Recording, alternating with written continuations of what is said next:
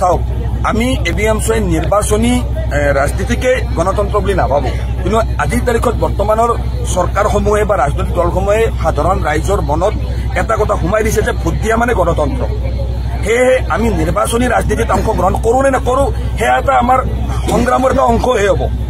কিন্তু আমাৰ এবিএমছৰ সংগ্ৰামখন অব্যাহত থাকিব কাৰণ ভাৰতবৰ্ষৰ ইতিহাস আন্দোলনৰ ইতিহাস সংগ্ৰামৰ ইতিহাস আজিৰ তাৰিখত ৱাকফ সংশোধনী আইনৰ ওপৰত যেহেতু সমগ্ৰ ভাৰতৰ সংখ্যালঘু তথা গণতন্ত্ৰত বিশ্বাসী ৰাইজে আজি প্ৰতিবাদ সাব্যস্ত কৰি আছে এই ক্ষেত্ৰত আমি সিদ্ধান্ত গ্ৰহণ কৰি আহিছো যে এই বিষয়সমূহক লৈ যেহেতু ৱাকফ সংশোধনী যিখন আইন বৰ্তমান আইনত পৰিণত হ'ল যিখন যেতিয়া বিল আছিলে লোকসভাত আৰু ৰাজ্যসভাত যেতিয়া বিলখন উত্থাপন হৈছিল সেই সময়ত বিটিচিৰ বৰ্তমানৰ যিটো শাসন আৰিষ্ট UPPL দলৰ যি দুজনকৈ সাংসদ জয়ন্ত বসুমতাৰী আৰু ৰণগড়ে নাৰ্জাৰী ডাঙৰীয়াই এই ৱাকফ সংশোধনী বিলখন সমৰ্থন কৰি ভোটদান কৰিছে অৰ্থাৎ প্ৰমোদ বড়ো ডাঙৰীয়াৰ নেতৃত্বাধীন UPPL ৰাজনৈতিক দলটোৱে ভাৰতৰ মুছলমানৰ ঐতিহ্য ধ্বংসকাৰী অসাংবিধানিক ৱাকফ সংশোধনী আইনৰ সপক্ষে ভোটদান কৰি তেওঁলোকৰ মুছলমান বিৰোধী চৰিত্ৰ উদুঙাই দিছে তেওঁলোকৰ মন্ত্ৰী উৰ্খাও গোৰা ব্ৰহ্ম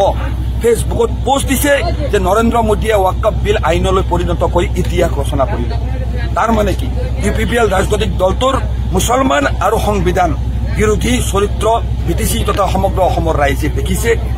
তেখেতসকলে ৱাকফ আইন গৃহীত কৰি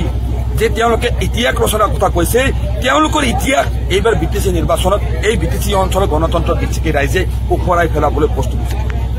সংবিধান বিৰোধী মুছলমানৰ জাতীয় ঐতিহ্য ধৰ্মীয় ঐতিহ্য বিৰোধী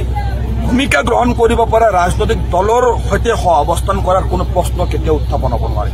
আমি বৰ্তমান সংগ্ৰামৰ পথেৰে আগবাঢ়িছো আজি সংবাদ মাধ্যমৰ জৰিয়তে আমি সমগ্ৰ অসমৰ ৰাইজক অসম চৰকাৰক ভাৰত চৰকাৰক আমি অৱগত কৰাব বিচাৰিছো যে অহা 14 এপ্ৰিল তাৰিখে আমি গুৱাহাটীৰ মাজমজিয়াত এবিএমছৰ উদ্যোগত ৱাকফ সংশোধনী আইনৰ বিৰুদ্ধে বিশাল প্ৰতিবাদী কাৰ্যসূচী গ্ৰহণ কৰিম আৰু এই প্ৰতিবাদী কাৰ্যসূচীত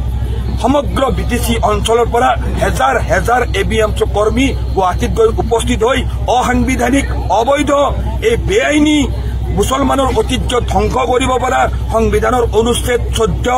25 আৰু 26 ভায়োলেট কৰা নচ্ছাত কৰা ৱাকফ এমেণ্ডমেণ্ট এক্টৰ বিৰুদ্ধে আমি জোৰদাৰভাৱে গণতান্ত্ৰিক প্ৰতিবাদ সাব্যস্ত কৰিম সমগ্ৰ অসমৰ গণতন্ত্ৰত বিশ্বাসী সংখ্যালঘু ৰাইজক আমি এই আন্দোলনত সহযোগ কৰিবলৈ আমি আহ্বান জনাইছো এইখন দেশৰ সংবিধানে প্ৰতিজন মুছলমানক মৰ্যাদা সহকাৰে জীয়াই থাকিবলৈ কিছুমান অধিকাৰ প্ৰদান কৰিছে বৰ্তমানৰ বিজেপি RSS নেতৃত্বাধীন চৰকাৰখনে আমাৰ মুছলমানৰ অধিকাৰ এনেকৈ এপদ এপদকৈ কাঢ়ি লৈ যাবলৈ ষড়যন্ত্ৰ কৰিব তাৰ পিছতো যদি ভাবিছে যে অসমৰ 1.5 কোটি মুছলমান ভাৰতৰ 20 কোটি মুছলমান বা গোটেই ভাৰতৰ গণতন্ত্ৰত বিশ্বাসী ৰাইজ যদি বহি থাকিব বুলি ভাবিছে তেনেহলে চৰকাৰে ভুল ভাবিছে এবিএমছ বিটিচি অঞ্চলত অসমৰ এক জাতীয় দায়বদ্ধ থকা সংবিধান বিশ্বাসিত সংগঠন হিচাপে আমি আন্দোলন আগবঢ়াই লৈ যাম